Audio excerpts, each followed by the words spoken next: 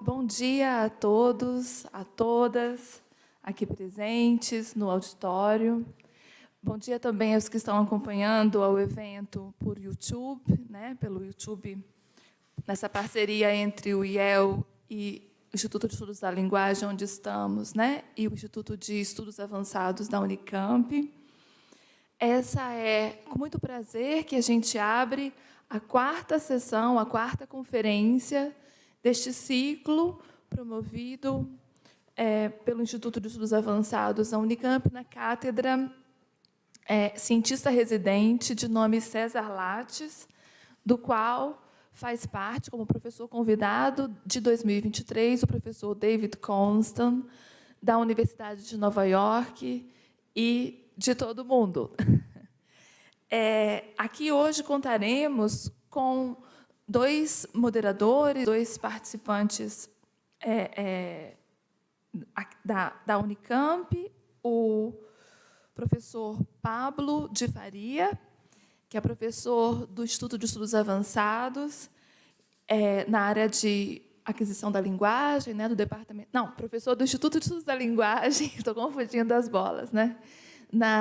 Da área de aquisição de linguagem, aqui do Departamento de Linguística do IEL, e que tem, além disso, um trabalho muito bonito de comunicação não violenta, né?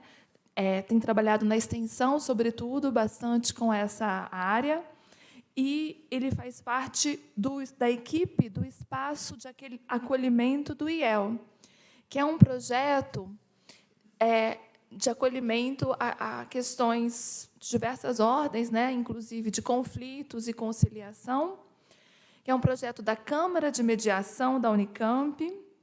Essa Câmara de esses projetos, né, esses espaços de acolhimento, fazem parte desse projeto maior da Câmara, que é implantado na Unicamp, segundo informa a coordenadora, a advogada Maria Augusta.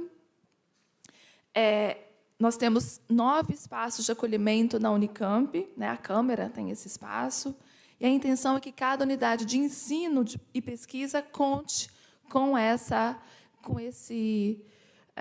possibilidade, esse local, essa equipe que receba as questões de adaptação à universidade, de conflito e reconciliação.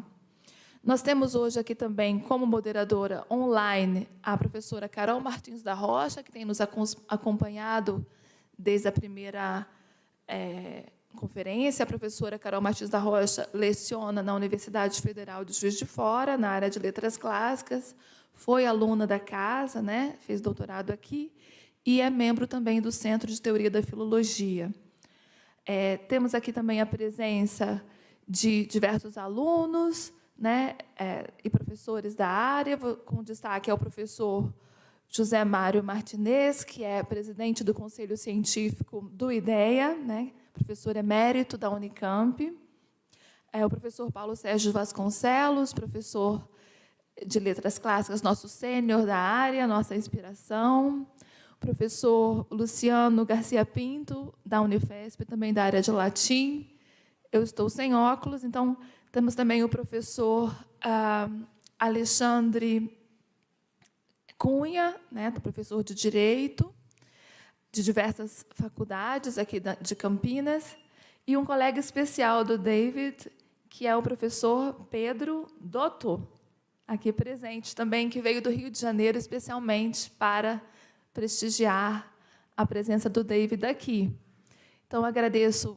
Já começo agradecendo, porque no final eu fico emocionada, ao professor Flávio de Vasconcelos. Professor, olha só, Flávio Ribeiro de Oliveira, que pela segunda vez eu chamo de Flávio de Vasconcelos, não à toa.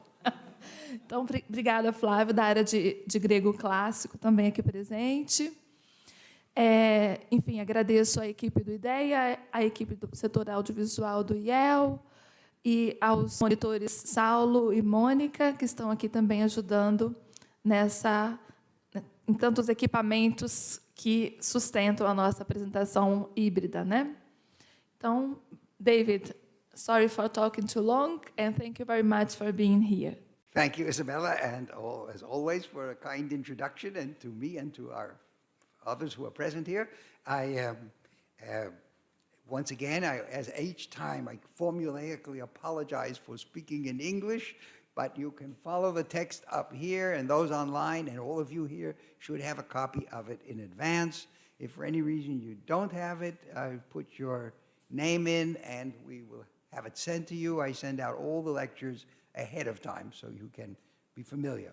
Now, we ended last week's discussion with a consideration of the contrast between forgiving and forgetting, and whether forgetting might be the only way of overcoming an impulse to revenge or retribution. You remember how we questioned it. And I would like to begin today's conversation with a look at a Greek tragedy in which vengeance versus forgetting, or getting over it, is explicitly mentioned in the opening scenes.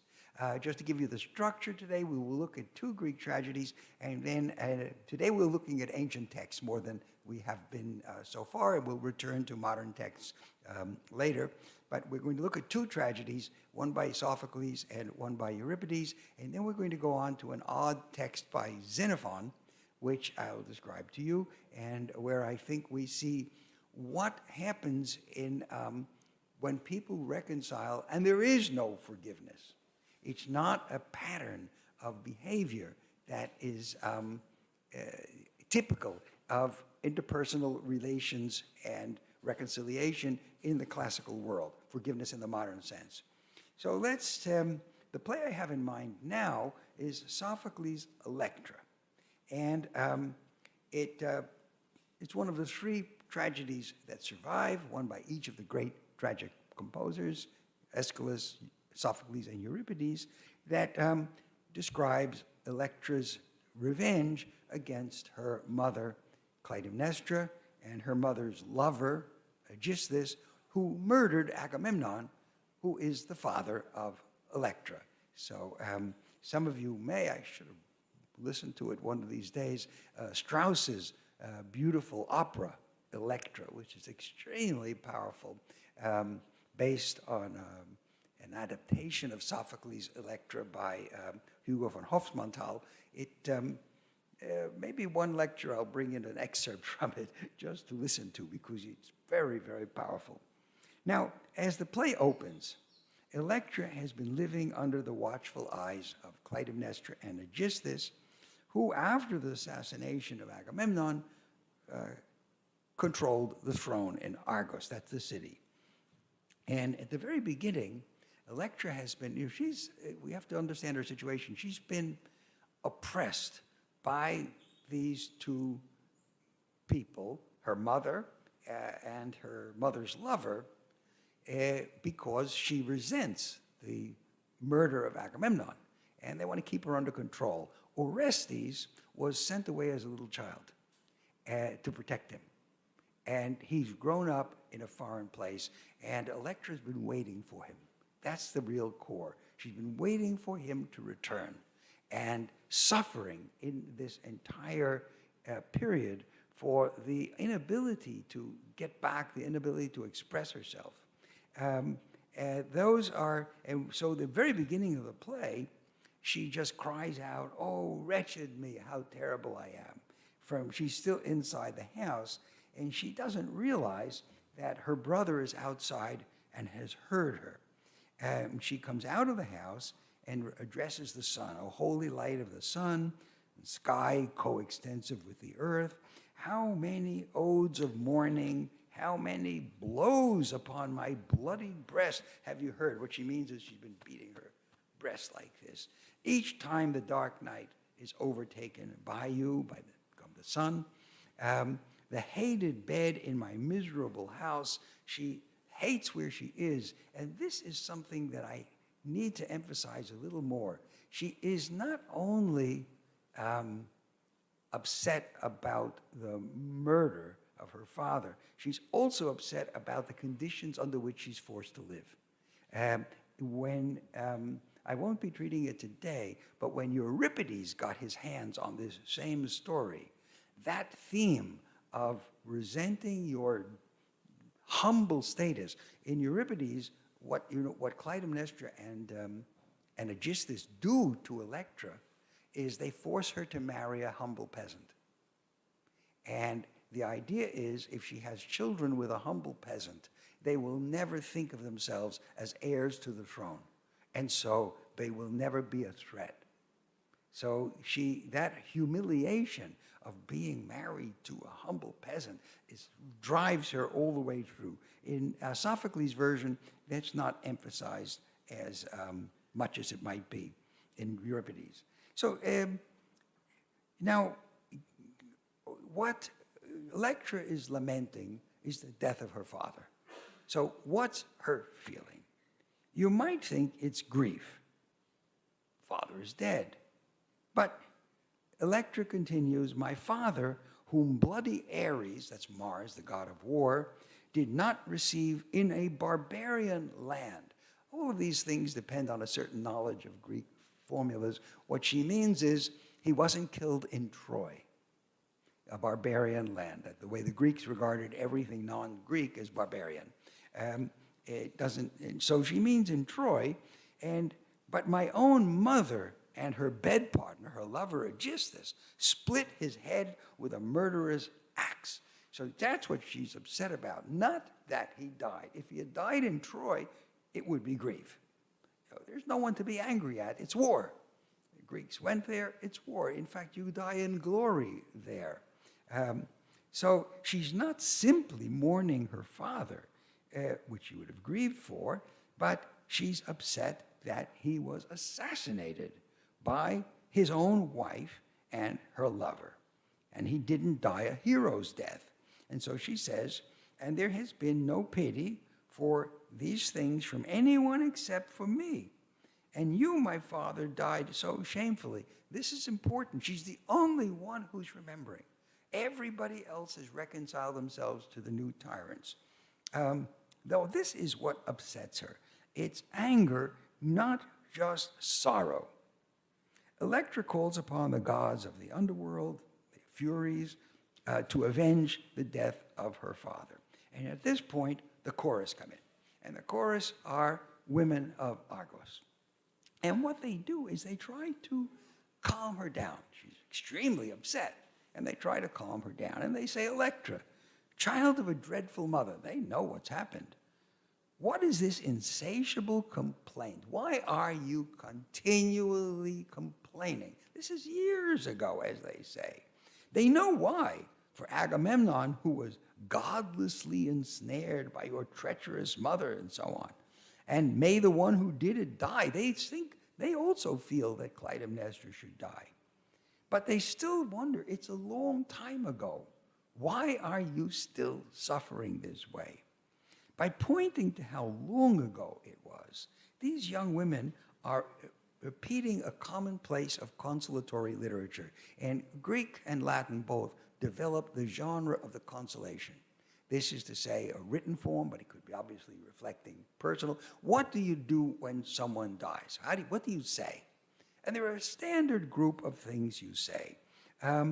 It understood that should be grieved, but after a while, get over it. That's the message. So they say, time is a comforting God. And they also say, it's futile to be lamenting the whole time. You will not resurrect your father from the underworld with wailing or with prayers. And they also say, you're not the only person who has suffered a loss like this. So 3 standard things. Long time has passed. You're never going to get him back. And you're not the only one who has suffered this way. So what's going on? Now the trouble is that these commonplaces from how you make somebody feel better don't apply to Electra's case, because she is not only grieving for her dead father. She is upset because of the way her father died. So she says, only a fool forgets parents who have died pitiably. And that's important. She offers as examples of her own suffering, various kinds of things. And the chorus finally, you tend to skip a little bit as we go along here. They say, entrust your anger to Zeus, and don't suffer too much because of your enemies, and yet don't forget them. and they return to the time of that murder, which the mother, Electra's mother, murdered her father. Now, at this point, the chorus alter their approach and advise Electra to temper her rage. In other words, we've had 3 reasons why she should not grieve so much. Now comes a 4th reason. You are getting yourself in trouble.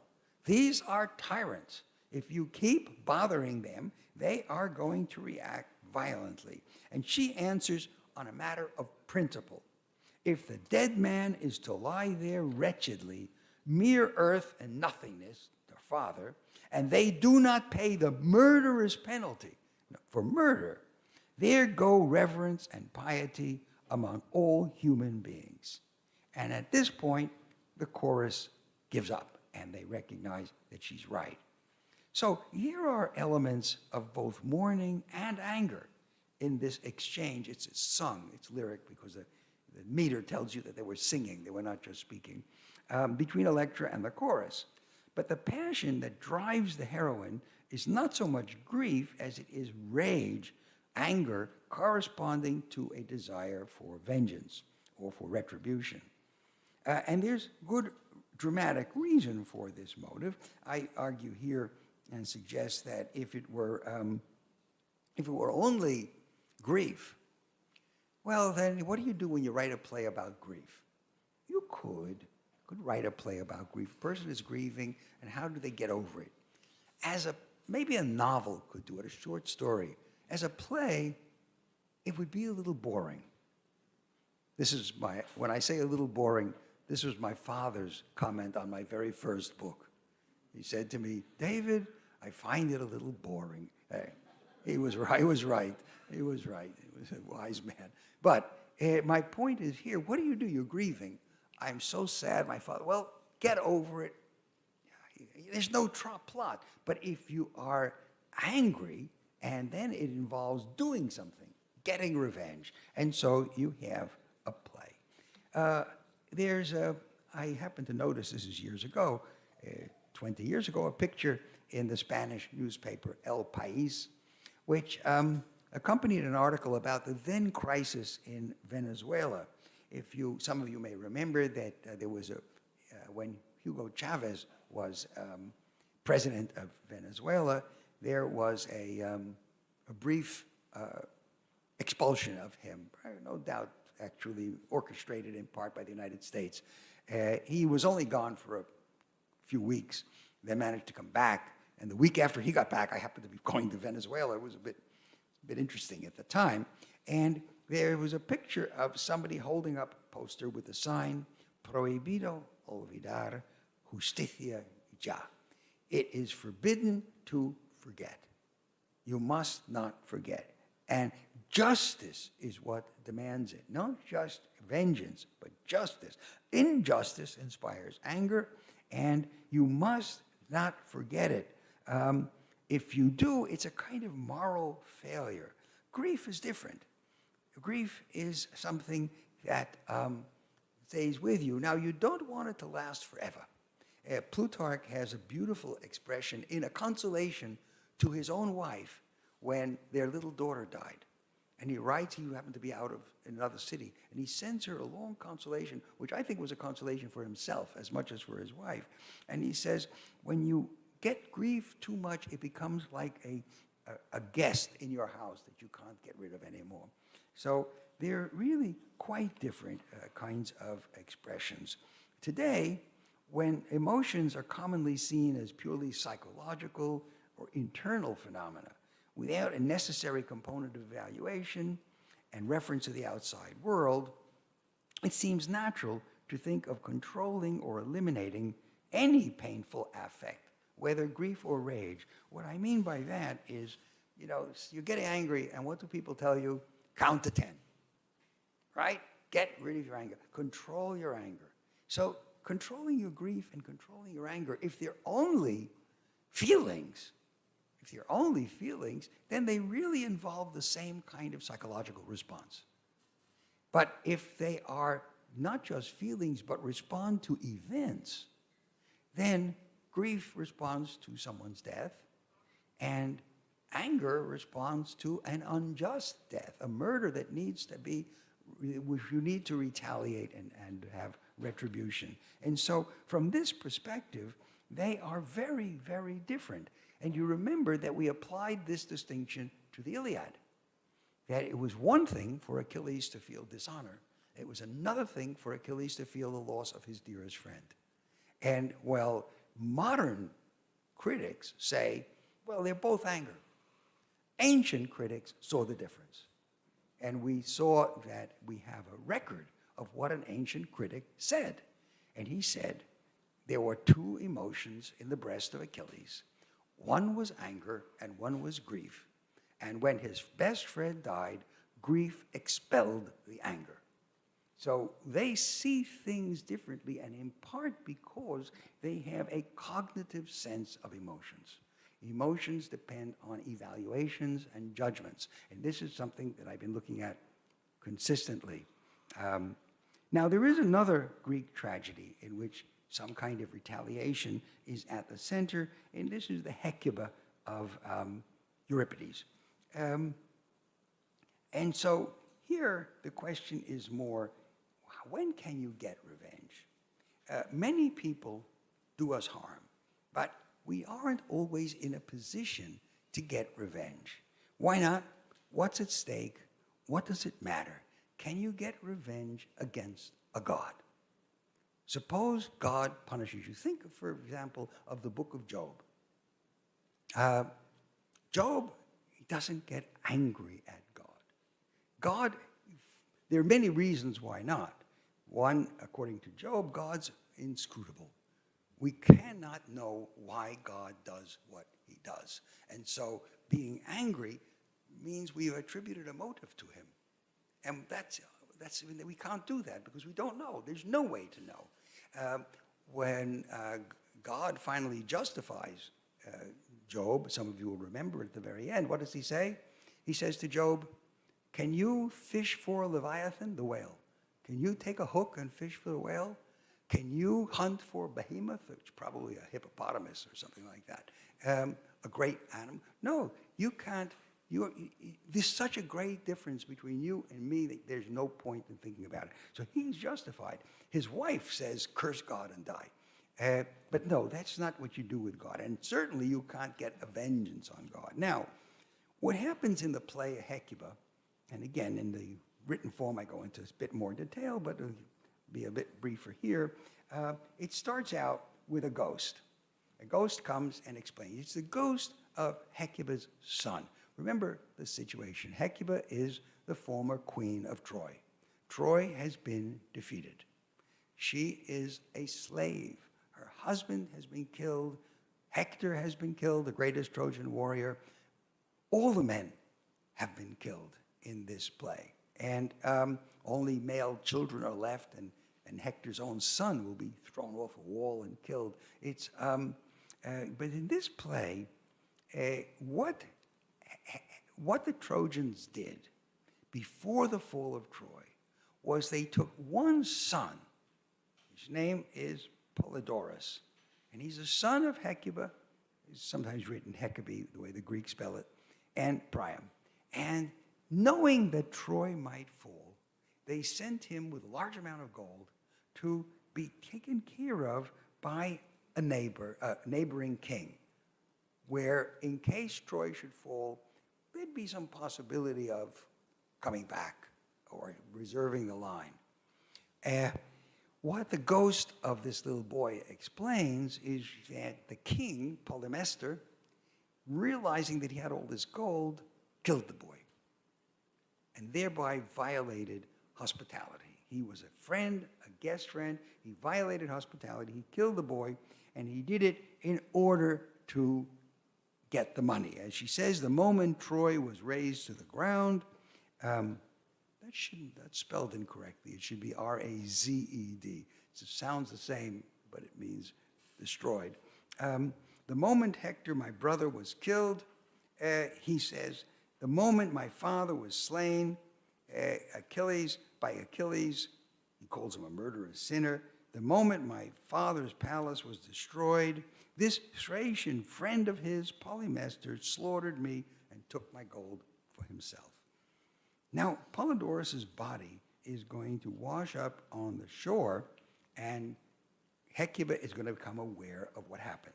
The ghost isn't speaking to her, he's just speaking to the people.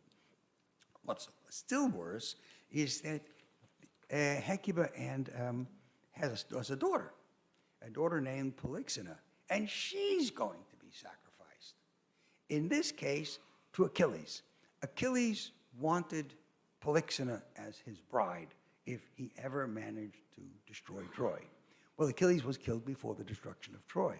So what happens is his ghost comes up and says, she was promised to me, I want her. What does that mean? Sacrifice her on my altar. So she's going to lose her daughter, and she's going to lose her son. And our city is in flames. So it's a terrible moment. Polyxena herself, and she's a very interesting character, she doesn't mind dying. She says it's better than being sold off in slavery. So she's very strong, and she advises her mother not to resist. And her mother, in fact, has no choice. Odysseus, when Odysseus comes to take the girl away to be slaughtered, Hecuba, the mother, says, you know, I once saved your life. You came as a spy, and I saved your life because I didn't expose you. And Odysseus says, well, that was you, not your daughter. If you were the one who was in trouble now, I would save you. Your daughter doesn't count. So don't fight back. It's cold. It's very severe. And he has no mercy for her. But the curious thing is that Agamemnon does. Agamemnon's the leader of the Greek forces. And he feels for her. But he feels for her not for the murder of Polyxena. Maybe he does a little. But he's really upset about the murder of her son. And so the question I want to pose is why? Now, what Hecuba does is Polymestor is there with his sons. And she lures him into her tent by telling him there's a lot of gold inside. She already knows he's greedy. And she pretends she doesn't know about the death of Polydorus. She says, there's a lot of gold inside. I didn't give all of it to Polydorus. I have some more. So come into the tent, but I'll show you, and just you alone with your children. And so he's not afraid. There's just a bunch of women, but the women are there with their hairpins and so on. And they immediately pile up lots of women, all the chorus, and they now enslaved, and they kill the two children to avenge the death of Polymestor, but they don't kill Polymestor himself. I think some of you remember that when you're angry and you want revenge, you want the other guy to still be alive and suffer it. You remember Medea doesn't kill Jason, she kills the children. But what do they do with Polymestor? They blind him with the same brooches. And so he comes out now, and he's miserable, and he asks Agamemnon for justice. And what he says is, and Agamemnon answers. She says, my view, Polymestor, is that you did not kill your guest, that means the boy, for my sake or for the sake of the Greeks, which is what he was pretending. But you did so you could keep the gold for yourself in your own home. Now that you're in this terrible situation, you say whatever you think will be of help to you. Perhaps for you, barbarians, it is easier to kill your guests, but for us Greeks, this is a thing of shame. So how can I escape blame if I do not judge you guilty? I can't do it. Since you could endure performing such a dishonorable deed, then you must also endure its consequences. So what Agamemnon says is, I'm sorry, I'm not going to help you. I'm not going to avenge Hecuba. I'm not going to kill her for doing what she did. You earned it. Now, my question is, what did the Athenian audience make of this? On the one hand, her daughter's going to be sacrificed to the ghost of Achilles. Agamemnon approves, it will be done. On the other hand, the young boy the son, to whom she entrusted to this Thracian king, is murdered by him for his gold. In one case, she gets vengeance, and in the other case, she does not. So what's going on? Why is Euripides constructed the situation this way? Well, did the audience say, well, he's a barbarian. He's not Greek. Don't mind if they kill him. Or did they say something else? That she couldn't get revenge against the Greek army, but she could against the Thracian king. It was within her power. You remember that Aristotle, we mentioned this, says that anger is a desire for revenge. And then he added that we only experience anger when revenge is possible. So he says, no one gets angry at someone when it is impossible to achieve revenge. I'm quoting him. And with those who are far superior in power to themselves, people either don't get angry at all or at most less so. And I give here an example in the Iliad. Some of you remember that the Iliad begins with the fact that Agamemnon has taken as one of his war prizes a girl who is the daughter of a priest of Apollo from another city which was destroyed by the Greeks as they were destroying lots of little towns in the neighborhood.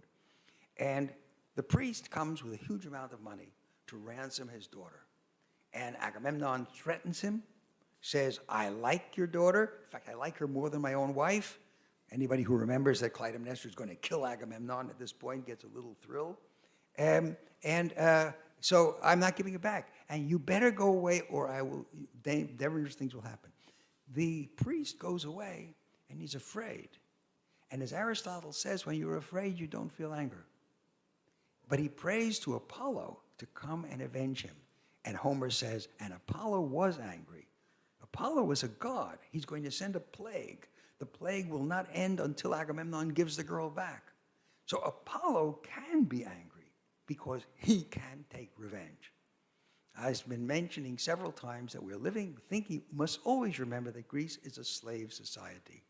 And in a slave society, as was true in Greece, in Rome, and in the American South, masters have a strange view of slaves' psychology. I think we have it even today with people who are in very humble conditions. They bow down. In the Chinese expression, they kowtow.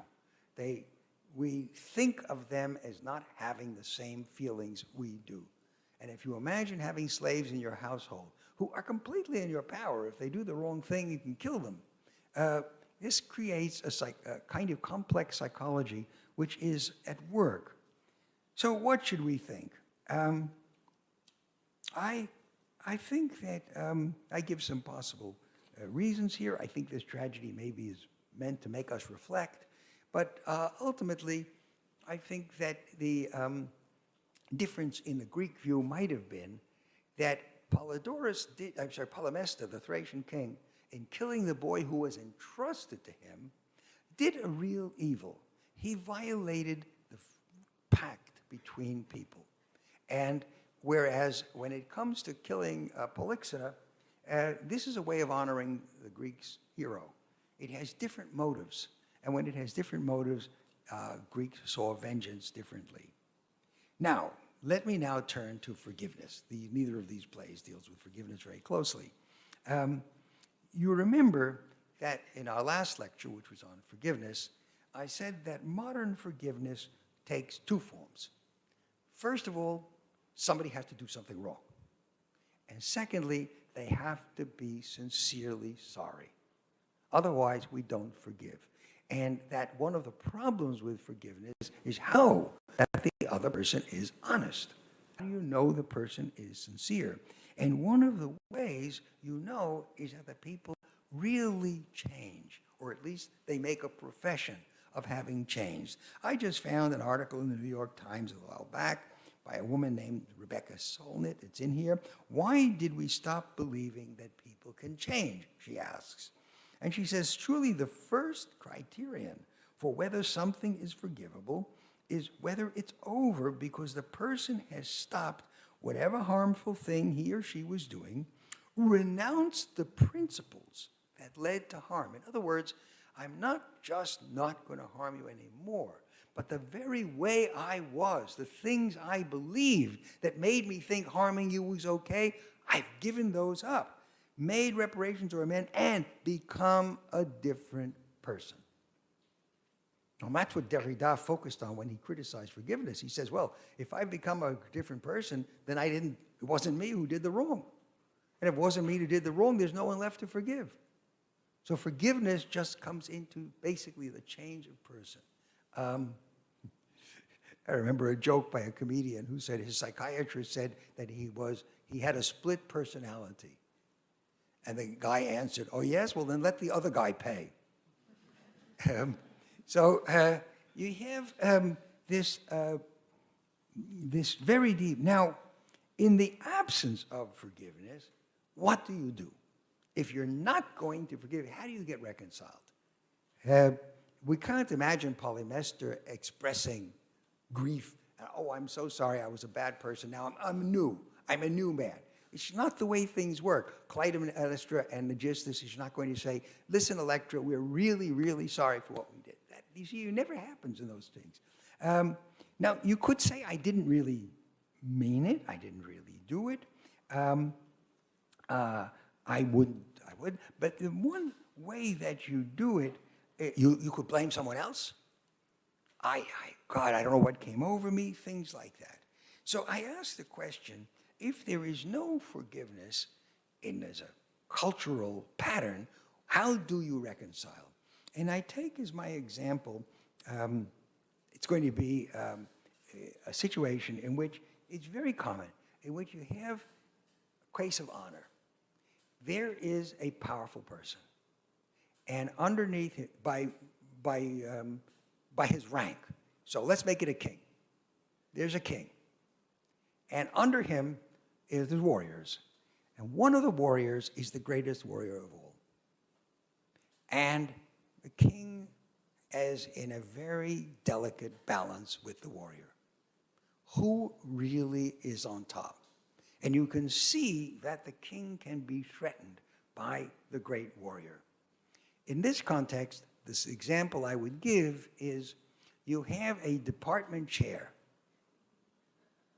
and you have a brash young scholar in the department. And that young scholar is very, very bright and is beginning to hint at taking over. But he's younger. He hasn't gone through all the stages. And in many ways, he may have less experience. He may have things that he doesn't know. When Nestor, in the Iliad, tries to make peace between Achilles and Agamemnon, he says, Achilles, think about it this way. You're stronger, but Agamemnon has the great reputation. And you have to have a balance between that. And Achilles doesn't get it. It's a pattern, the great warrior and the king, the tension, that you find again and again in literature of epic.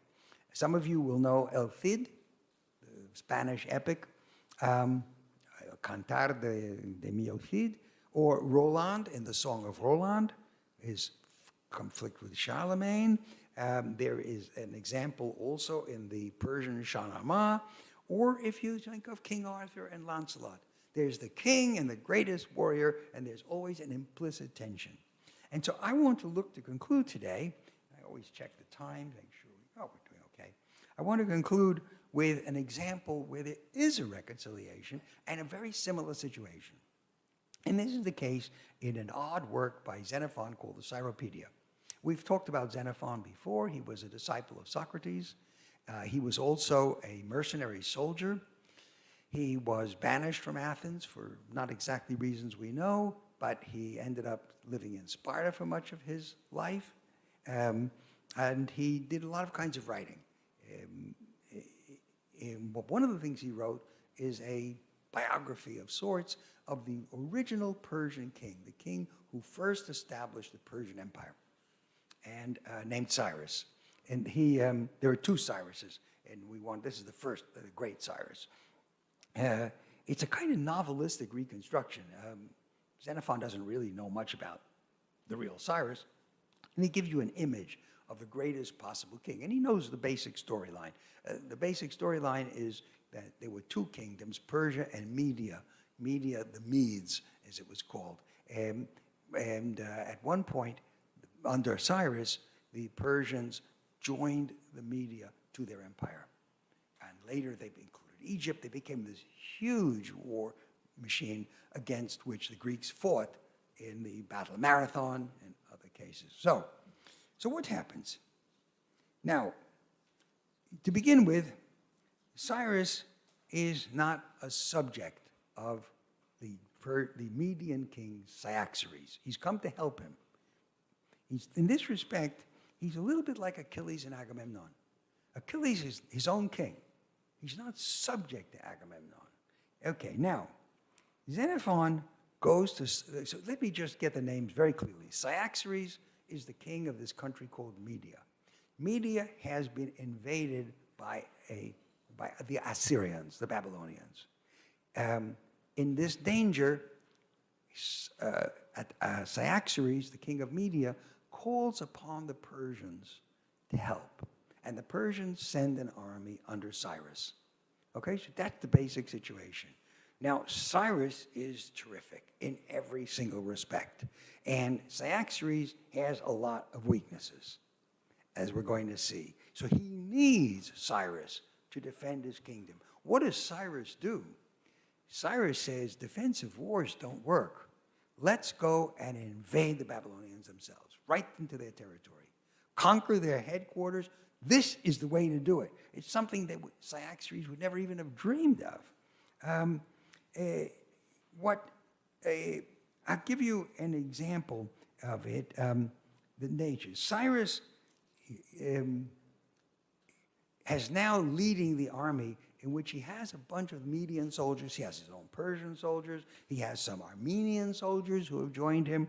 And he says to the soldiers, go then and send to us half the bread that has been baked.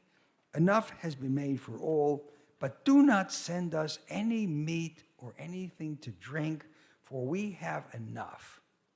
And Xenophon explains what Cyrus meant was that hunger was their relish and that they could drink from the river that flowed by. Meanwhile, after Cyrus wins a victory over the Assyrians, these are his Assyrians, Babylonians, it's one big group of people there. He says, the Medes, these are the other groups, the group under Cyaxares, drank and reveled and listened to music of the flute and indulged themselves to the full with all sorts of merrymaking.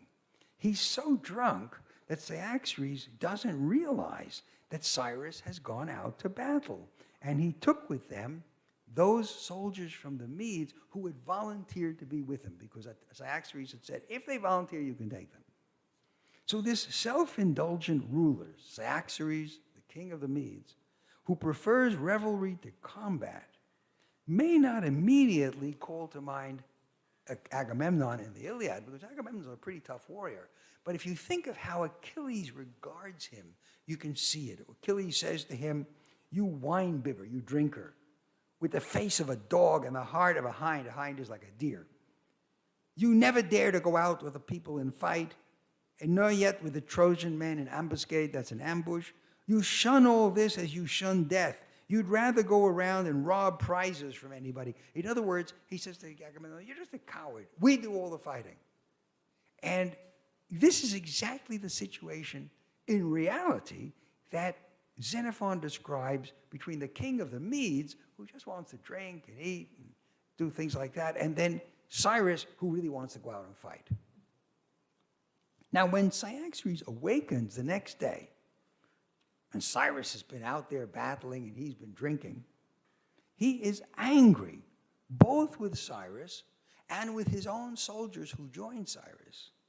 And he sends a message in which he says, I want all my troops back. The ones I gave you, I want them back.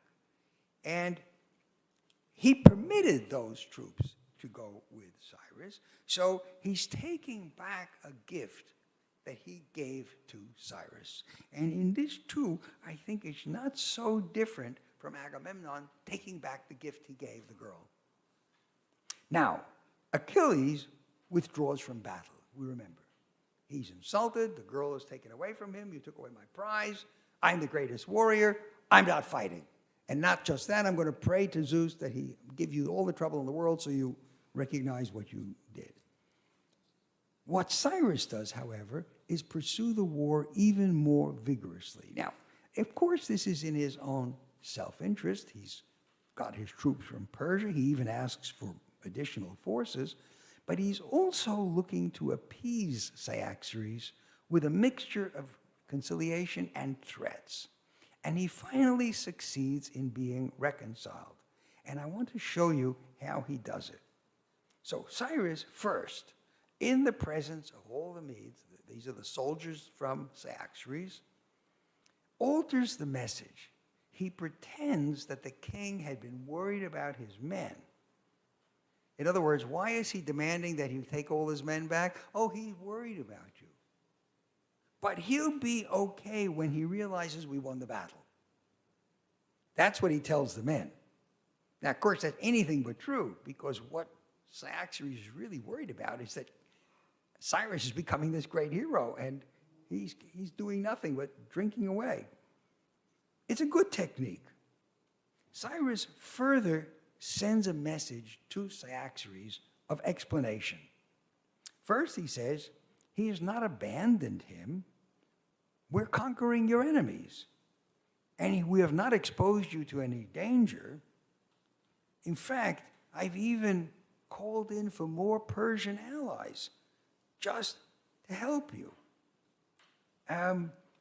Now this is, I've got more men on my side. Look what he's doing. Still, he says, he's not going to be angry at him, but just on the contrary. Now, if I tell you, yes, I want you to realize I'm doing all this for you. And not just that, I'm a Persian, you're a Mede. I've sent for reinforcements from Persia who are coming. That might not make Cyaxares entirely comfortable, because it looks like Cyrus is increasing his power. And in fact, Cyrus adds a warning. He says, although I am younger than you, let me advise you not to take back what you once have given. Imagine Achilles saying, Agamemnon, I'm younger than you, she is, and I'm going to tell you something. You gave me Briseis, don't take her back. This is a piece of good advice, because then people won't really feel grateful to you. Instead, they will be angry. And again, let me advise you not to employ threats against larger numbers, while at the same time you claim that you have been deserted, because you may teach your men not to pay attention. Now, look at what he's doing here. Imagine Achilles had not simply screamed at Agamemnon, called him a dog, but said, Agamemnon, what you're doing isn't wise. I have a lot of troops on my side, and that's not the right way to do it. Well, at this point, what happens is we don't hear anything more for a while. Cyrus goes out, engages with the Assyrians, and captures 3 of their fortresses, and finally, he comes back and he asks for Cyaxares to come to his camp. So he wants to discuss, what does he want to discuss? The next moves in the campaign. And Cyrus says, if he wants, I'll go and go bring my soldiers to him, or he can come and bring his people to me. It looks like it's very deferential. In the meantime, because the king of Cyaxares is going to come to Cyrus, what does Cyrus do?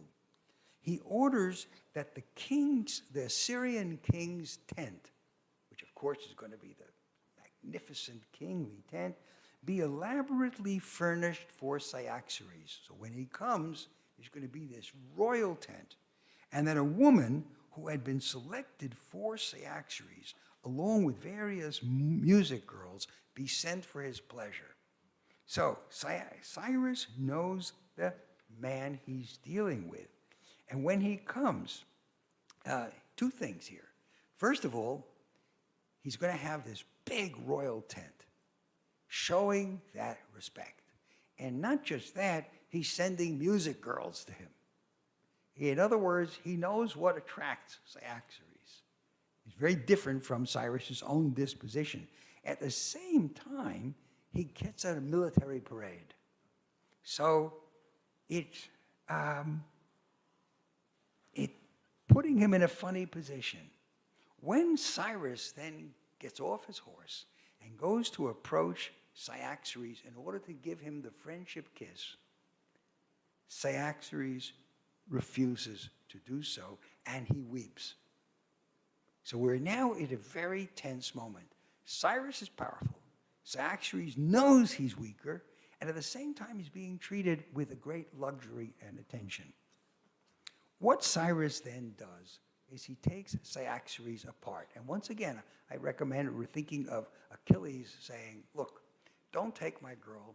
I've got powerful soldiers here. Agamemnon, you and I go aside and talk for a moment. That would have been the clever thing to do. But then you would have no Iliad. But okay, who needs the Iliad? We have a good time. So, and he says to, Cyrus says, why are you angry? And Cyaxares says, look, I am a king. I have kings in my background, and yet I'm contemptible next to you. My own men disregard me. He says, I'm not ignorant of the fact that not only are you greater than I am, but that even my own vassals, my own men, come to meet me, and they're more powerful than I am, and they're well equipped to do more harm to me than I can do to them. And so Cyrus warns him again, don't be angry with your subjects when you are outnumbered. And he says, I didn't let your men go back to you because I was afraid that you might do something just like that. And then he turns to it and he says, as to your suppositions that you have been wronged by me, I am very sorry if, while I have been striving as much as possible to be good friends with you, I seem to have accomplished just the opposite. Now that phrase, I am sorry, and here's where Greek comes in, isn't really what Cyrus says.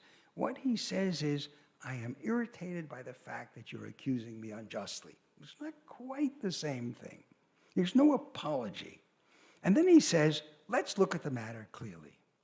If I have wronged you, then I'll admit it, and so on. If not, then I want you to confess that I have not done you any harm. And then he says, look, you asked me to bring my Persian army here to defend your country against attack, and I was successful. And Cyaxares says, true. But when Cyrus says that Cyaxares didn't join forces himself, but just lent him some cavalry, the Median king, Cyaxares, is quiet, and for good reason, because what Cyrus is suggesting is, I said, let's go out and fight. And what did you do? You sent me some horsemen. But you yourself stayed home and you were in your tent. So he doesn't say anything. And then he says, and what's more, I was successful, and you got richer. Cyaxares is not appeased. He's very aware that each of Cyrus's achievements has diminished his own reputation. For as a king, he should have been the benefactor, not the beneficiary. Kings should help others. Above all, he says, I have lost the affection and respect of my own men. And what he says here is, look, when a person comes and you have a dog, and the person comes and pets your dogs and so makes them love you instead of love them, you get upset. So here's a very interesting comparison. He says, you know what you've done? You've alienated my own men. And he doesn't speak of power now. He says, you've taken away their affection for me. It's just as if I had trained the dog and loved the dog, and then you come and you feed it all kinds of nice things, and the dog likes you more than it likes me. Now, that's a hard thing for a king to be saying. Then he says, another example. He says, if you win over the loyalty of my personal bodyguards, there's a danger. Or my wife. I like it that he puts his wife and the dog in the same category. You know, I once claimed the ancient Greeks didn't think so much of jealousy. And here is one of the examples where I think it is. There are 3 things you could do to me that would alienate the affection of people. My wife, my dog, and my bodyguards. There's no strong distinction between them. These are all people who should be loyal to me, and you're making them loyal to you. I'm not jealous, I'm offended. There's a big difference. In any case, he says, you would have been distressed if I had done that to you with your Persians and made them loyal to me. And so he says, I'm quoting, I have no share in securing this good fortune. I didn't do anything to win it, but I have to submit like a mere woman to receive favors. And you are a hero in the eyes of all the world, and especially my own subjects, while I am not considered worthy of my crown. And Cyrus's defense against this charge is just to tell his uncle, I should have mentioned from the very beginning that Cyaxares is his uncle, it's his mother's brother, that he will show him proof that he has not alienated his subjects from him. He says, just wait. And okay, Cyaxares says, let's see, show me. And then he lets Cyrus kiss him. Now, what does Cyrus do? And we're almost at the end here. He orchestrates the results in a brilliant way. He tells all the Median soldiers, these are the subjects of Cyaxares, to get in a line behind Cyaxares. Later, when Cyaxares is installed in that luxurious tent, Cyrus makes sure that the men, his own men, visit him and bring gifts. A cupbearer, that's a little wine boy that, like Ganymede, who goes around serving wine. The whole point is not just that he serves wine, but he's a beautiful boy. We're in ancient Greece here. A cook. We know that Cyaxares likes to eat. A musician. Some cups. Some fancy clothes. So that Cyaxares changed his mind and realized that Cyrus was not alienating their affection, because it's his own men who bring him all these things, and that the Medes were no less attentive to him than before. But when Cyaxares called Cyrus and says, come dine with me, Cyrus says, no, I'm afraid I can't come. I have to consult with my officers. And the next day, Cyaxares joins in the planning for the new war. And after various speeches, he agrees that we'll continue to fight the war together. The estrangement between the uncle and the nephew is ended, and indeed, in the end, Cyaxares is going to betroth his own daughter to Cyrus. He's going to and that's the way Media will be joined to Persia. Well then, and now we really are at the end. What should we make of this charade? Charade because Cyrus seems to be a consummately devious figure who has identified Cyaxares' weak points and expertly manipulated him, allowing him to believe that he is in charge and revered by his subject, while he is in fact gathering real power to himself. He sends the Medes, and they know what they're doing. They're bringing him cups and boys and girls and drinking and food, and playing up to his weaknesses. Some scholars have argued that Xenophon meant to expose flaws in Cyrus's character, even despite his successes. So David Johnson, one of the great scholars of Xenophon, says the whole of the Ciropédia is critical of Cyrus. That's how he reads this text, this whole novel. And he speaks of Cyrus's brilliant manipulation of his uncle Cyaxares. And another scholar, Christopher Whidden, says, as Machiavelli recognized, Machiavelli loved this novel, Cyrus's repeated deception of Cyaxares brings to light as clearly as any passages in this whole novel the lengths to which Cyrus is willing to go in order to secure power for himself. So this is what we are seeing going on here. We are seeing a very complex, subtle manipulation of, just in time, of Cyaxares in order for Cyrus to be the one who's really in power. And it's part of the reason. Now, I won't go into it right this moment, but Xenophon, several places, makes it clear that a good leader knows how to deceive. I'll take one very brief digression because I do have just a bit of time. I'm right at the end here. Xenophon describes the education of the Persians in his first book of this novel. And he says they are educated to the elite Persian forces to an absolutely strict code of honesty. They never lie. And Cyrus is brought up this way. And then he has a conversation with his own father, who's king. And the father says, Cyrus, there are times when you have to lie. And he says, but you're going to be the king. A ruler has to know when to lie. Now, there are many cases in which even the Stoics, I think I may have mentioned this, agreed that lying was a good thing. One of them is, suppose you are a captured soldier by the enemy, and they want you to reveal the weaknesses of your own side. You don't do it. You lie to them. And the Stoics acknowledged that this was a legitimate reason to lie. So sometimes you do. And there are other occasions which you will also.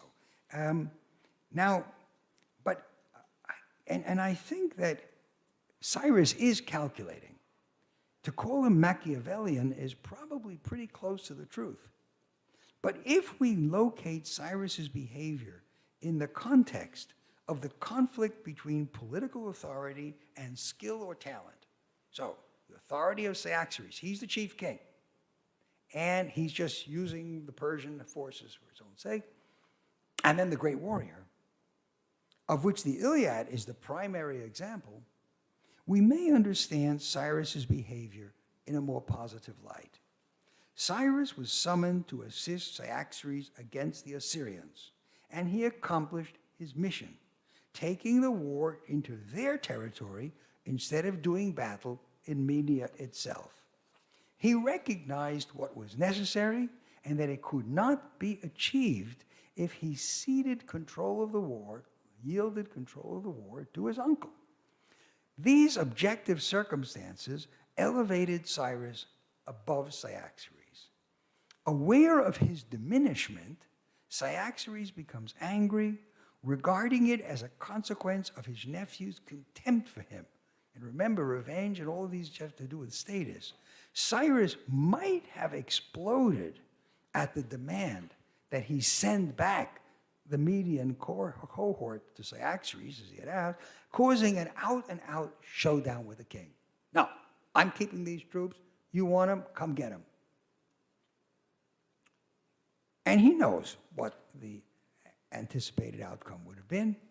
He didn't do so. Rather, even as he hinted at the inequality of their forces, he chose to cater to his uncle's pride and to mitigate the jealousy of Cyrus's success, his own success, by making his uncle feel loved, like a sentimental pet owner, which Cyaxares, in his whimpering way, professed to desire. Reversing the model set by Achilles, Cyrus freely gave the choicest woman to the king. In other words, Achilles wanted the woman, he gives him the choicest woman. And when the proper time came, he accepted Cyaxares' daughter in wedlock. And you may remember from our last session that Agamemnon offered Achilles his own daughter in wedlock, and Achilles refused. If he had accepted the gift, accepted the daughter, he might have emerged as a king controlling a good part of Agamemnon's empire, eventually succeeding to the kingship and having a huge empire capable of great things. He didn't do it. He let his pride and anger get in the way. What does Cyrus do? He does exactly the opposite. He completes the mission with the least damage to his own side. Now, we have seen that anger is primarily, at least according to Aristotle, a response to a disdain or disparagement. Aristotle's full definition, remember his definition of anger? We looked at it before, so we'll take a very look. Let anger be a desire accompanied by pain for a perceived revenge on account of a perceived slight, a diminishment, a belittlement, a put down, on the part of people who are not fit to slight you or your own. Now note that final stipulation. Who can justly inflict a slight? Who has the right? The answer is our superiors, those who occupy a higher station than we do. And Aristotle gives as the example the way people treat their slaves. And so he says, people, as we saw, are rarely angry at kings. But you have a king, you have somebody who's been insulted. Cyrus has been insulted because he's been asked to return the troops, just as Achilles was insulted because he's asked to return the gift. What do you do now? If the king were the truly powerful figure, there'd be no question. The inferior figure would hesitate to rebel. But what happens when power relations begin to shift? What happens when you have one figure like Achilles, who is so crucial to the war, that in the end, when he withdraws his forces, the Greeks lose terribly, they're losing to the Trojans, and Agamemnon has to come hat in hand and beg. What do you do then? There's a complicated situation where the balance of power is not so easy. When that happens, the ground is prepared for violent clashes, as those who are rising express their superiority, and those in decline become ever more sensitive to affronts, to insults. In such an unstable situation, it may be too much to expect that the formerly great are going to accept their displacement calmly, with equanimity. If peace is to be maintained at all, it will require discretion and a certain amount of dissembling, a certain amount of deception on the part of the newly powerful. Such pretense is not a vice. It is, in an honor-bound culture, an ineliminable condition for reconciliation, as we don't have the forgiveness motive. This is the lesson, I think, that Xenophon meant to convey in his subtle transformation of the plot of the Iliad. Thank you. Thank you so much, David, for this wonderful and very inspiring talk. And it gives a lot for us to, it gives us a lot to reflect on.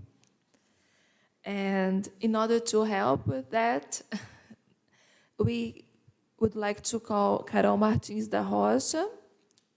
I'm giving the word before to her because of the instability of our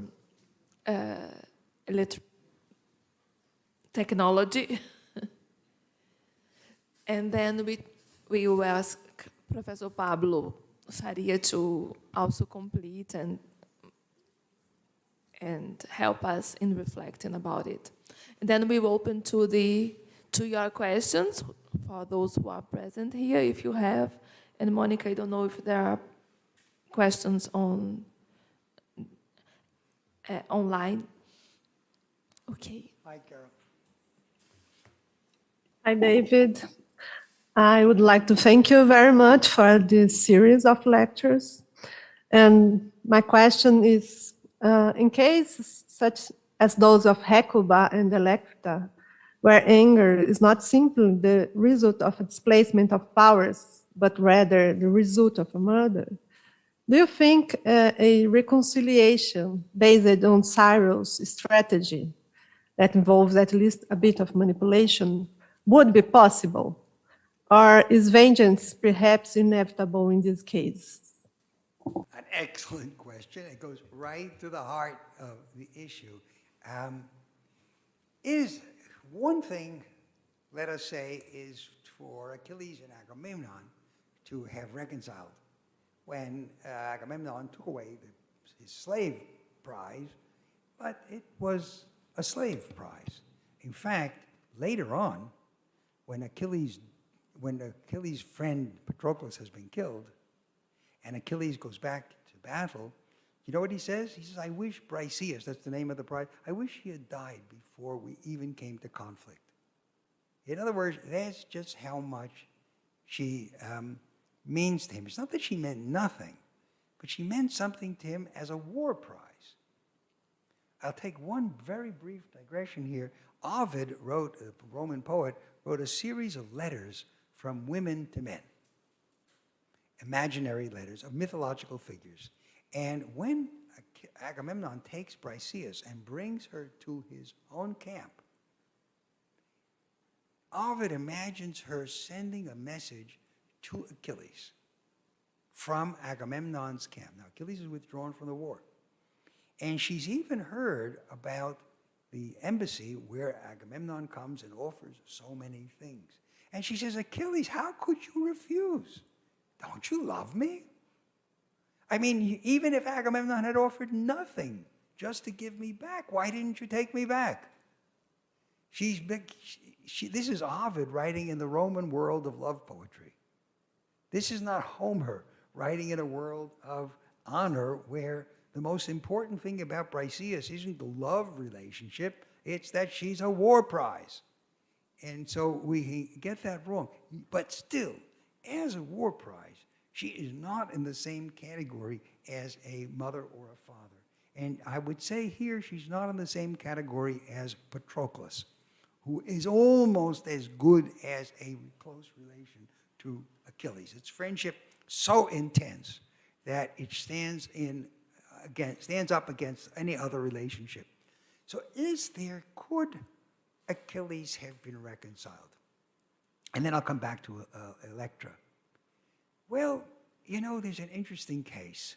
When Hector is about to face Achilles, he says to Achilles, why don't I give you back Helen, give you all the riches, and you can go home satisfied, and we will no longer fight. And Homer says something very odd. He says he came to him like a girl coming to a boy, a friend. It's a very odd expression. He is in part manifesting the vulnerability of Hector, but he's also suggesting in a strange way that these two heroes could love each other instead of hating each other. Achilles cannot accept it. He says, no, not a chance. He says, if it were in my nature, I would eat your flesh raw. That degree of lack of civilization, he's now become something like an animal. This is what that kind of rage transforms us into. And so we really do need to ask, could Electra have reconciled herself? Now, there is a part of Sophocles' Electra that I have not mentioned, and that is Electra has a sister who is still alive. Her name is Chrysothemis, and she is reconciled. She doesn't want to fight. It's very similar in the Antigone, where Antigone will do everything to bury her brother, and she has a sister, Ismene, who says, no, listen, get over it already. We want a life here. And in Strauss's opera, there's a beautiful aria where Chrysothemis says, I want children, I want a husband, I want to have a life. And nursing this resentment all our lives. And so could Antigone have been like Ismene? Could Electra have been like her sister Chrysothemis and said, okay, Chorus, you're right. It's murder, it's this, it's that. I'm never going to bring him back. Let's get over it. Let's accept it the way it is. The hint is there. That's why the sisters are in these plays. And Ismene has had her defender. There's a scholar, her name is going back just 1 second, I get her name back. She's written a book on the Antigone, which is basically a defense of Ismene, that she had a sensible, practical position. She used to be in Northwestern University. She's moved to Brown in the political science department. But the name is on the tip of my tongue. It'll come to me before I finish a sentence. And so one could say that there is something to be said for them. These tragedies don't accept it. And I think you're right that although we remember now Seneca says you ask for justice even in the case somebody killed your father. He might even be thinking of these cases, but you don't feel anger and you don't want revenge. So I think the question really comes to the heart of what's going on in this. There is one more thing I would want to say. Sophocles' Electra, it's an idea of my own. I published once, a very, very short paper, just 2 or 3 pages. Socrates' Electra was probably performed in the year 409 BC. Now remember, 409 is earlier than 408. You know, the numbers go down. Okay.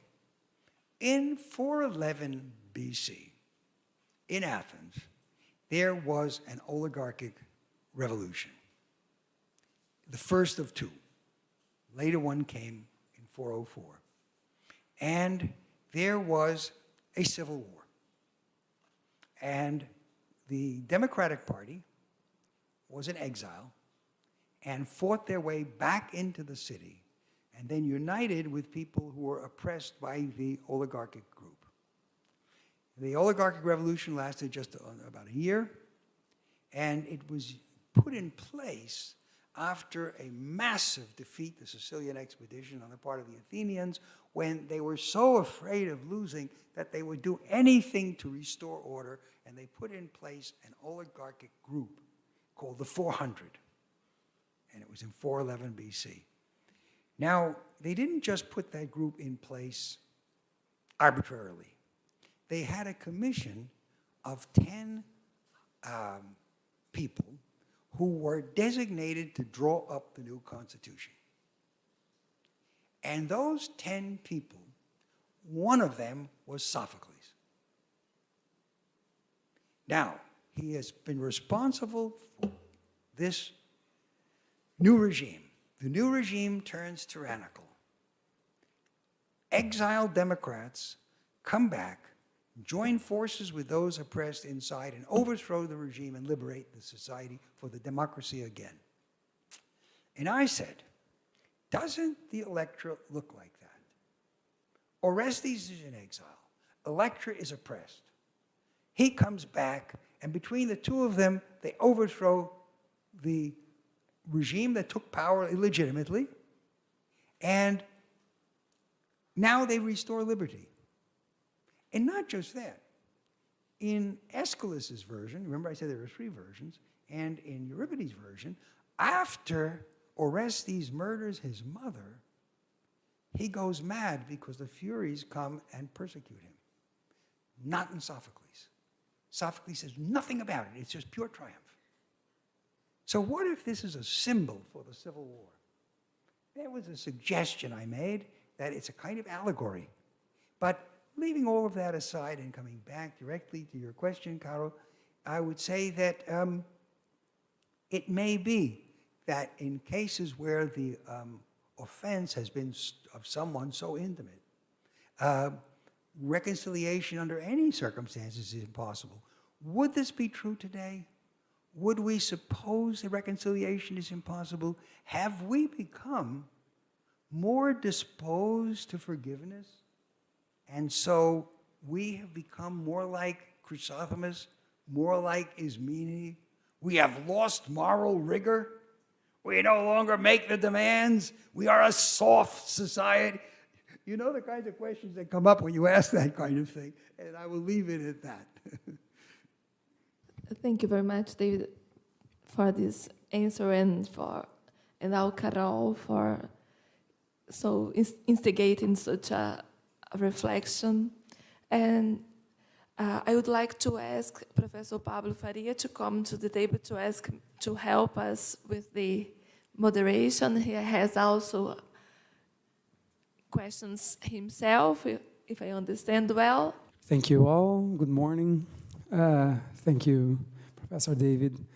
Well, this is not my area, but I was very delighted with having this bit of knowledge about the ancient or classical world view on this subject, and well, I've tried to connect with the subject of nonviolent communication that I work with right now, but I wrote it because it's easier for me to be clear about it.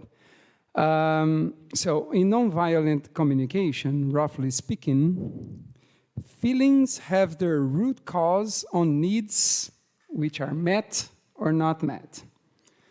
So for instance, I may feel discouraged if my need for being heard or valued in a team about my opinions is constantly not met, for example.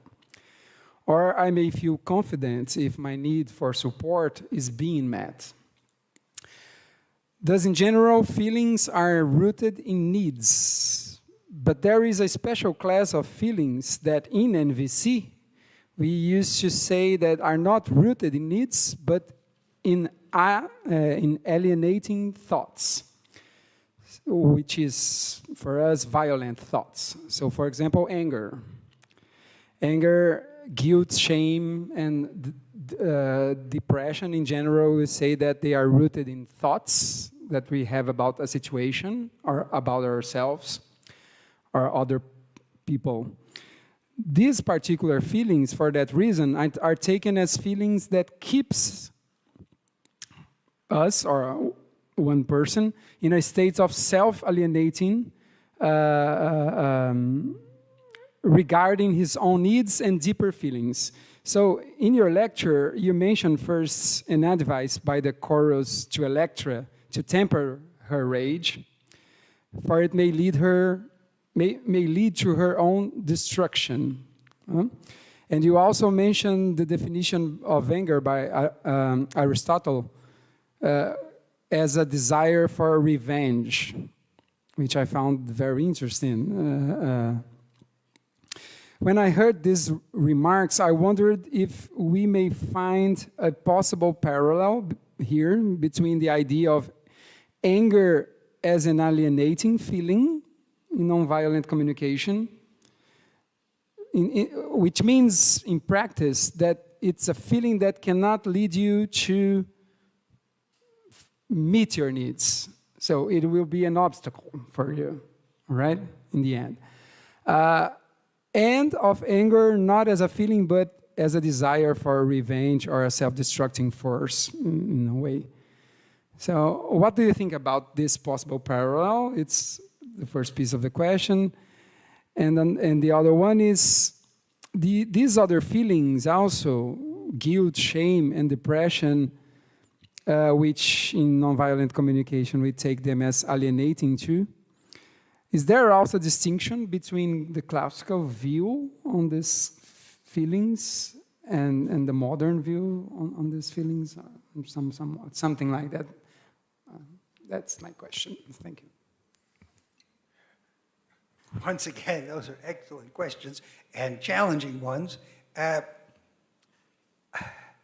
suppose what I most fundamentally think about emotions, guilt, shame in others, and anger, is that they do change in our perception over history, and that in our society we may look at them differently. It isn't that we cannot feel like the Greeks. We can. We read their literature. If we couldn't feel like the Greeks, what would the Greek tragedies mean to us? What would Homer mean to us? Why do we go back and read it and feel it the way presumably the way a Greek felt it? And if a Greek came up and read a novel today, wouldn't they be able to understand it? Why not?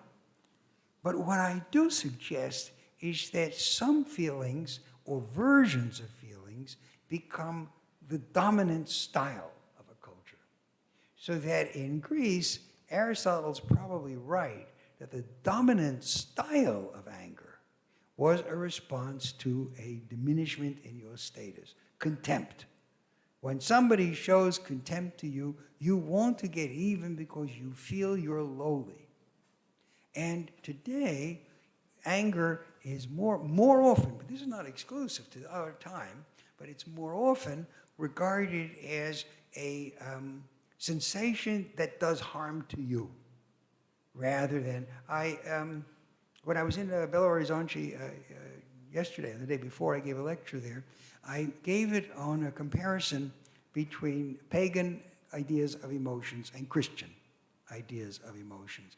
And I took 5 emotions and compared them and showed how they were different. And one of them was envy. And in the case of envy, the Greeks pretty clearly, Aristotle says, envy is not a dignified emotion.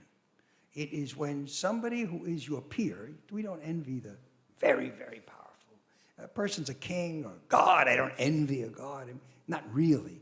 But it's a practical irritation that I feel because somebody else has good things. And Aristotle says, not because I want them, I just don't want the other person to have them. And I don't know if I mentioned here the story about the peasant. You know that story where an angel comes down to a peasant and says, I am going to grant you any wish it is. But there's a condition. Anything you ask for, your neighbor gets twice as much. You know what the peasant asks for? He says, take out one eye. That's envy. That's envy. So, and what do the Christians make of it? Basil of Caesarea, a very great father of the church, especially revered in the Eastern Greek Orthodox Church, but also in the West, says envy hurts the person who envies, not the other person. He says if you envy, the person you envy doesn't get harmed, you're harmed. So he looks at it, he is so vivid in his description of what it feels like to be envious that he almost feels pity for the person who is envious. In other words, unlike Aristotle, who says this is a bad emotion, you shouldn't have it, it's a sign of a bad character, he says, you poor thing, you're doing the work of the devil. That's what he says. You're doing the work of the devil. The devil has planted envy in you. It's a completely different way of looking at the same emotion. And so when you ask me about these different ways of perceiving, I always say it's not that the Greeks couldn't do it or didn't do it. It's that in their overall ideology, it played a lesser role. The Stoics did say you should never feel anger. They did, and we looked at them earlier in an earlier lecture. They didn't believe you should have any emotions, including pity. You should be always objective, always judging the way a good judge should judge. And here was another case. The Stoics, who have really the dominant philosophy in ancient Greek and Roman world, the later period, any kind of emotion is a perturbation. If I'm angry, who's upset? You, when I'm angry with you, it depends. If I can get revenge, well, maybe yes. But if I can't, who's suffering when I'm angry? And the answer is, I'm suffering when I'm angry, so I need a therapy. And this was so powerful a motive that they would say, does God get angry? Well, the answer, the Stoics said, of course not, because gods cannot feel upset. And then comes Christianity, where God is angry all over the place. So what do? Is God upset? And so they have various defenses. They will say, yes, God is upset with evil. And you cannot love the good without hating the evil. So you must. You must feel anger. In the medieval period, there were defenses of kings not only can feel anger, they should. Because they should be like God and do repress evil. So you get these very different manifestations coming up in different periods. And then others went ahead and said, oh no, that's impossible. How could God be upset? So what about all the descriptions of God's anger? Well, I'll take an example from a Latin, John Cassian, a Latin 5th century, of course, AD writer. He says, it's the worst blasphemy to think that God is angry. It's like thinking that God sleeps. He's not like us. Does God sit down? He asks that question. He doesn't answer the way I'm going to answer now, but I think he's imagining, does God have a rear end to sit on? Does he walk around? Is he like us? And he says, of course not. These are just figures of speech to make God more understandable to us. And his anger is as remote from real anger. We don't know what God is really like, and we don't know what his emotions are going to be different. So in the Gospels, Jesus weeps when Lazarus dies. He weeps when Lazarus dies. He resurrects him then, but he weeps when Lazarus dies. Jesus is God. Can God cry? The answer was twofold. One said, no, they were just looking like he was crying. But he wasn't feeling what a human being feels. The other answer was, in Jesus' case, Jesus became human. That was God's greatest sacrifice, was to become human. And so, yes, as a human being, he could feel sorrow. As God, he could not. And if that's a mystery, well, we all know that Christianity is founded on a mystery. Its core is things beyond what our reason can appreciate. And I mention all this once again in the same connection. Should we feel anger? Should we get rid of it from our breasts? Each moment takes a different kind of emphasis.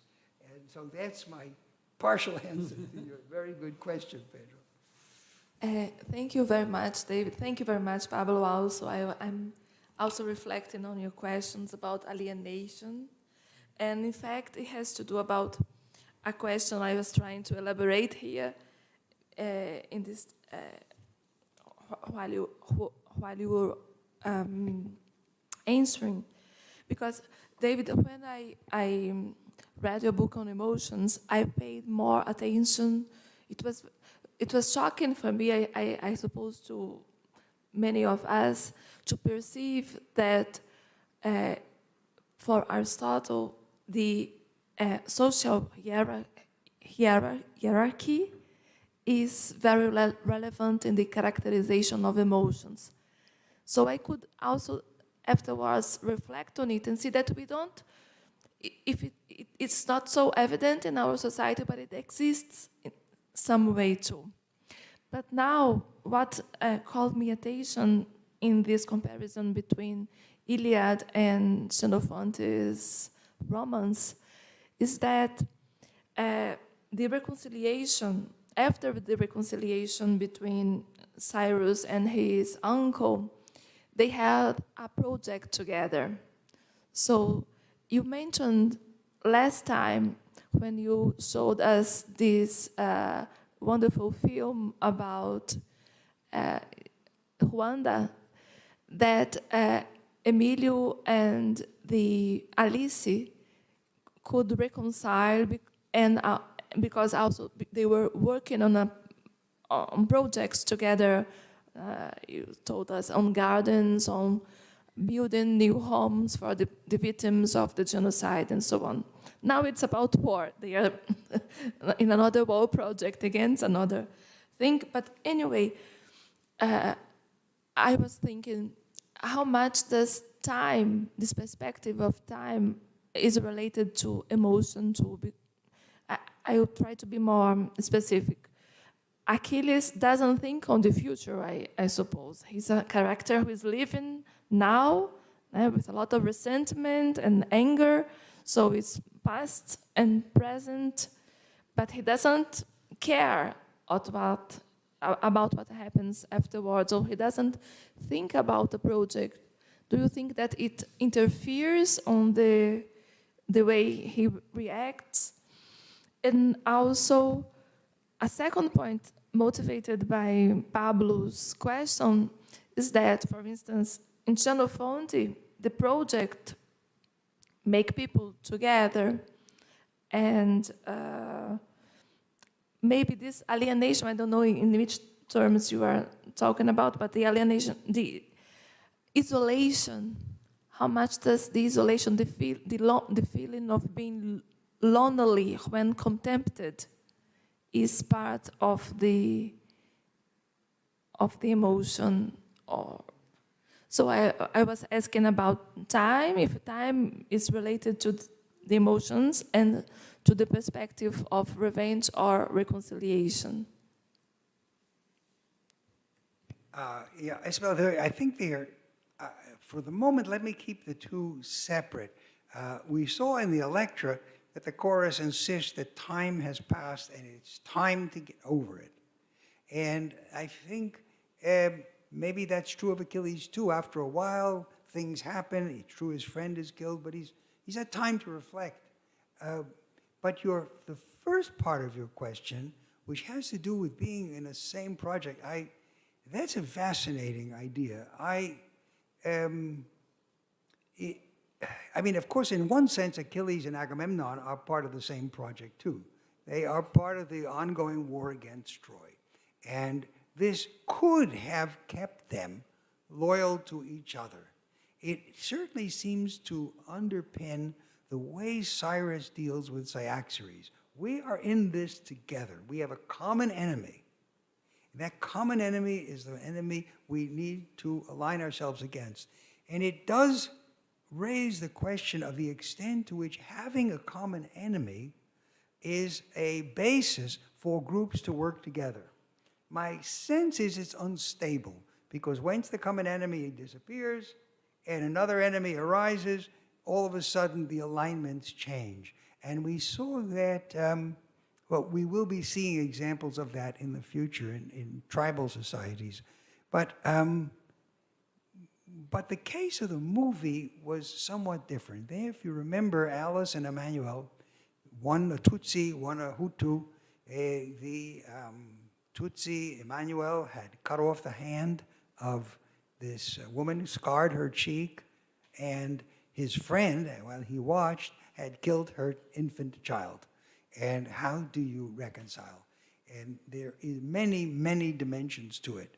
But one of them is they engage in a common project to build residences and also opportunities for work for displaced people on both sides. Those of the Tutsi who have been very often, when the new government came in, arrested, spent time in jail, like Emmanuel himself, or have suffered such extreme of conscience that they are practically non-functional, and then the persons who have been hurt, like Alice, either close people killed, various forms of punishment inflicted on themselves. And so working together in this operation seems to me to be one of the symbols of how they reconceive what their world is about. They aren't two worlds now, there's one world. I have sometimes wondered about whether or not, it's been very difficult to enact in our own society under every circumstance, but whether or not some kind of occupational therapy, now not in the traditional sense of helping people who are injured to recover, but therapy where two people who have, one has hurt the other, one is the victim, and one is the offender, come together to do something positive to overcome the consequences of what they did. On a larger social level, one can see it more easily. In the very last lecture, as I've mentioned the next to the last lecture, the 7th lecture, we're going to be dealing with sexual and other forms of personal trauma and what it means to recover from that. And as I think I've mentioned, as some of you may even see, I will be distributing, the New York Times had a cover story on the author of the book that we will be hearing speak to us directly. And the last one, we will look at political situations, including, very briefly, Brazil and Argentina. Now, what if people from different sides, people who had actually done harm one to the other, were to engage in an activity together? Would that change things? Would their world as they conceive it around them be modified? To what extent are we not just creatures of thoughts and feelings, but creatures of action? When we engage in doing work, that has an effect on us. We aren't just minds. We're not even just minds and souls. We are minds, souls, and bodies. And when you pick up a hammer and knock in a screw, build a little house, or do something physical in any way, it makes people, it creates bonds of solidarity that go beyond just thoughts. And it's an excellent question. I would be very eager. I think there are cases where such things are put into practice. Clearly it was in Rwanda. And I do think it may have had one of the activating conditions for the harmony between these two people. Ok, então a gente vai abrir agora para uma pergunta primeira da plateia. Então a gente ia saber se alguém quer fazer uma pergunta, professor. Thank you very much. It's a real pleasure to be here in presence, in person, and to listen to you, Professor Konstan. So I had a question about your leading concepts for this course, retribution and vengeance, and the relation of each of them to justice. So I was thinking about the beginning of your lecture today, and I was remembering of the trilogy of Agamemnon, and how at the end the goddess of the furries are transitioned into Eumenides. So from this cycle of vengeance attached to the Oikos, the death of Iphigenia, then the death of Agamemnon, then the death of Clytemnestra, we come to the laws of the city. And I was wondering if the Greeks, at least in the 5th century BC in Athens, would think about this transition from the furries into Eumenides as a transition from vengeance into retribution, in the sense that justice, when it is privately delivered, it is vengeance, and then when it is publicly delivered, it is retribution. Or if this is already a very modern way of approaching the issue and the concepts, or even if it is modern because in some sense the 5th century Athens were already modern in some sense, and we inherited these concepts and we reformulated them, and that's why we come to think of this difference between vengeance and retribution as a difference between privately delivered justice and publicly delivered justice. So I wanted to hear your thoughts about it. Thank you very much. That's a great question.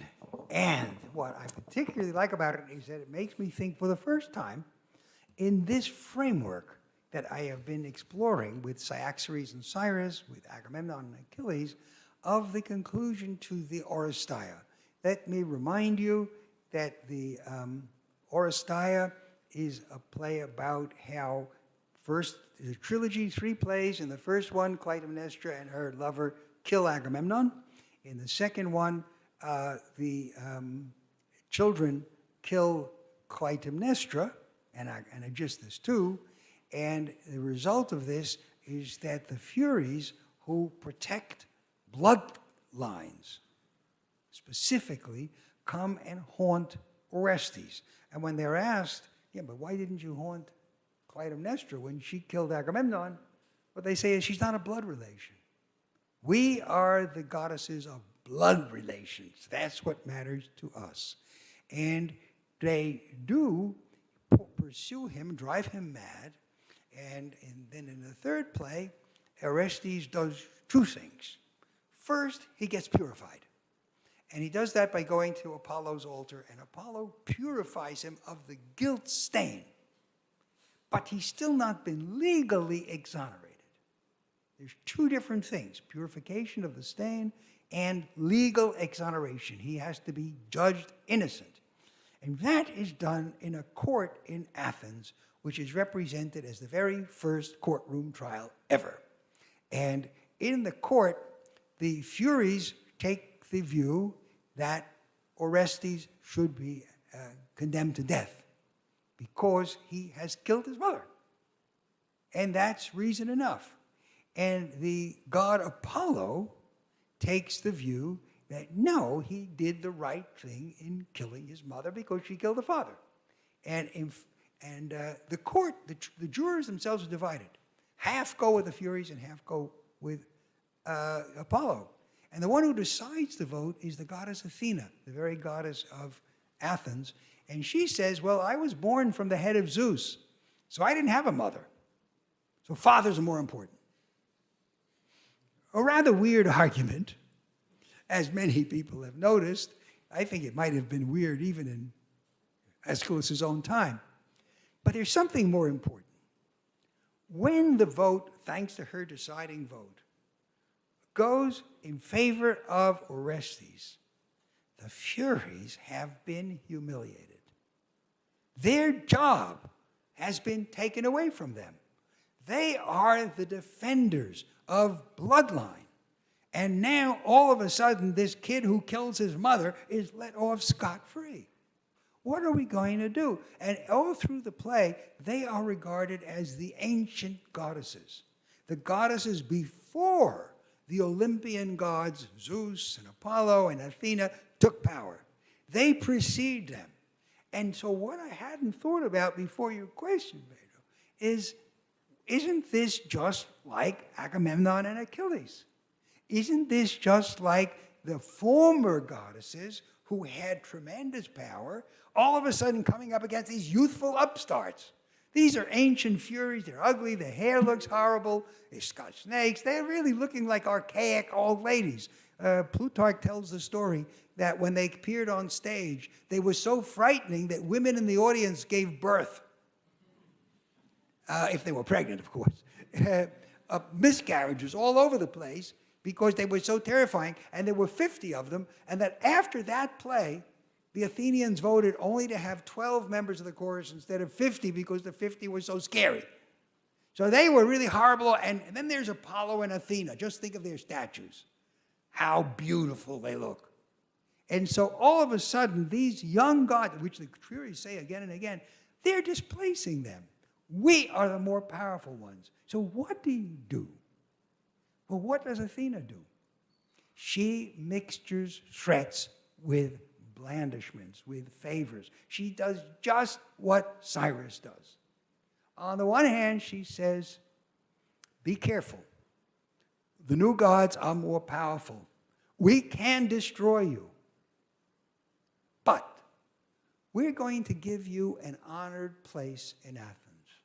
Everyone will revere you. There will be a special grove sacred to you and you alone. You will become no longer the Furies. You will become the Eumenides, which means the well-wishers, the ones who are favorable. You will become the good goddesses, not the terrible goddesses. All because you are going to have pride of place in Athens. You will be the most important. In other words, exactly what Cyrus does to Cyaxares. Two things. Watch out. There is a real new balance of power, but we know how to incorporate you in our society. And then the final thing, now going back to what Isabella asked, what's more, we will work together for the well-being of Athens. So they now have a common project, both saving the same city. So my answer to that is we can see some of what happens in this finale, the way in which Orestes is exonerated, he's acquitted, and the Furies are changed by regarding this as not forgiveness. No one's going to, the Furies are never going to forgive anybody. It's more a question of managing to reconcile them by a combination of making very clear what their limitations are, but at the same time granting them great privileges. And that's the way you do it in ancient Greece. Thank you. One question now from YouTube. What's the name? Ana Bezerra. The question is, Seneca says on his dialogue on mercy, Seneca says that it's a weakness to forgive those who do some harm, but it's good to have clemency, not to punish with anger. Is this the difference between our modern conception of forgiveness and the ancient conception of that? Anna, that's an excellent question, and Anna knows Stoic thinking very, very well. I would say that it's, let me think for a moment, organize my thoughts around the answer to the question. Seneca wrote an essay on clemency. And as a Stoic, Seneca is against emotions. And one of the emotions he's against is pity. And he's against pity for the same reason that he's against anger. If I'm angry, I'm not going to be a good judge. I'm going to be harsher than the person deserves. And if I feel pity, again, I won't be a good judge because, as Anna points out, I will be less strict than the person deserves. And a good judge does exactly what the person deserves and is not moved by favor or by hostility. Neither way. That was the Stoic view. So what do you do then with a leader, a ruler, who is kind to those who have insulted or hurt him? How should he behave? He's not supposed to have pity. The Christians, not only did they deal with anger, the Christians dealt with a merciful God. God had pity. The word for mercy and pity is the same in Greek and Latin. So but now Seneca's up against a problem here.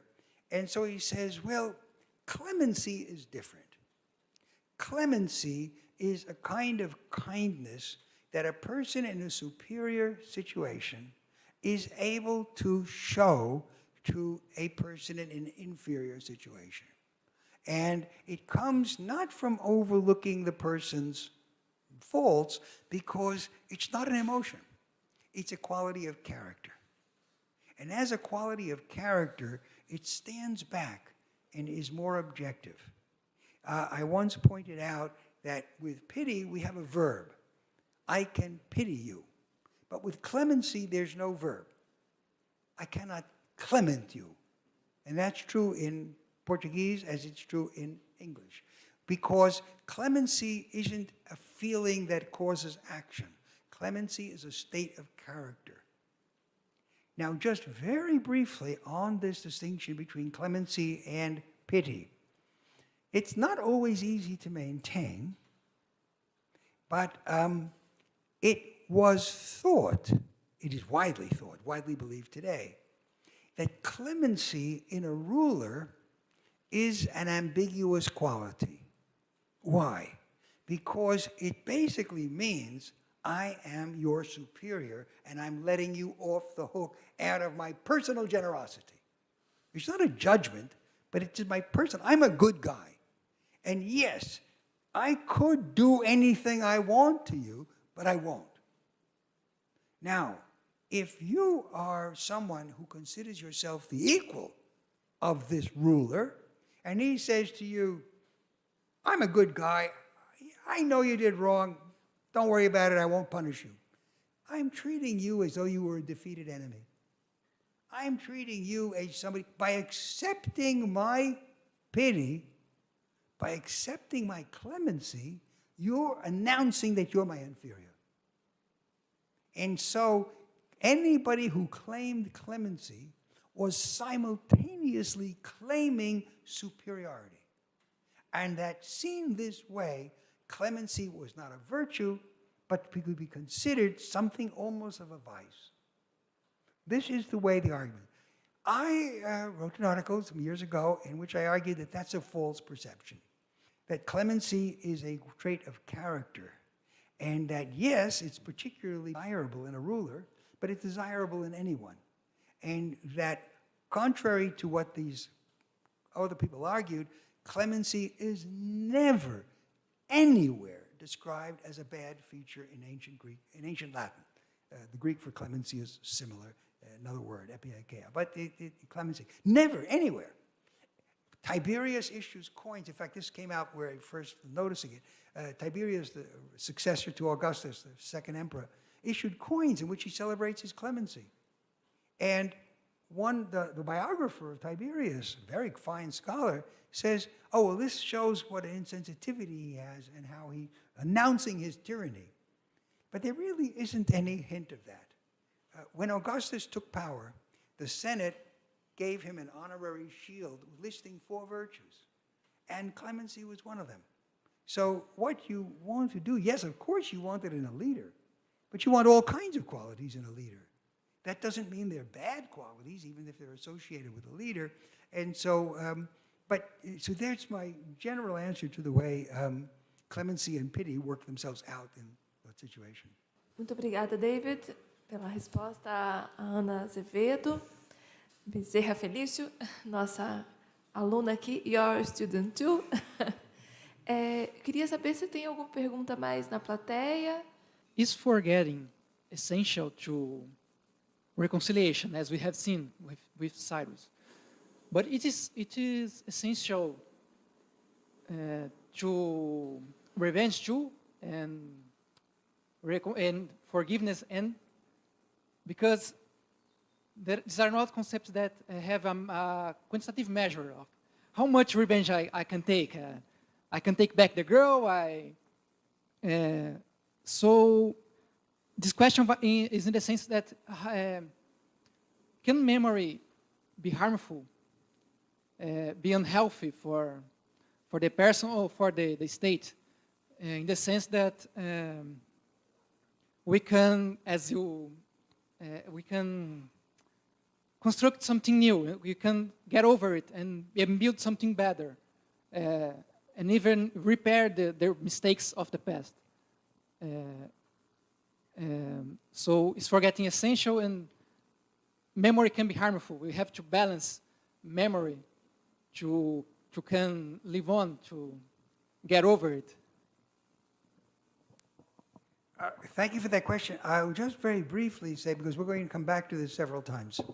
One of the themes in this course, this series of lectures, which I must say I only realized myself recently, I didn't know it was going to be a theme, is to make a distinction between revenge and retribution in the following terms.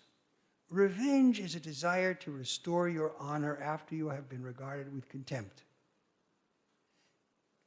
Retribution is an attempt to seek justice by making the person who has done the harm pay in some way an equivalent amount. And seen this way, it is revenge that is motivated by anger, and retribution that is motivated primarily by a sense of justice. In such an interpretation, revenge has always been the poor sister. Revenge has always been the bad quality, the anger part that moves you to excess. And retribution has been seen as the good sister. That's the one that looks for justice and only for justice, and so does not go overboard. I have been trying to reverse the equation, to make revenge better than retribution. And I am going to be doing this over the next few lectures, so let me, and the ones past, and here is the basis for it. And here's where I am vulnerable to criticism, considerable criticism, including my own.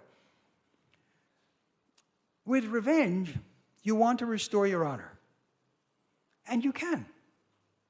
You can get back at the other person and restore your public position. You are now seen as a full human being and not a degraded one. And that's the aim of revenge, to restore your dignity after you have been deprived of it. So it has a limit. Yes, anger can be excessive. Yes, anger can go overboard. But the motivation of anger is something achievable. What about justice? Yes and no. You can never get back what you lost. How could Alice get her hand back? How can she get the baby that was killed back? If you want justice, where can you ever get back what you want? No matter what you do to the other person. Yes, it's an eye for an eye. I take out your eye because you took out my eye. But what does that give me? Where is the limit? And I gave as the example of justice Odysseus, who comes home, finds people have invaded his house and kills 108 of them, and is prepared to kill all their relatives on top of it.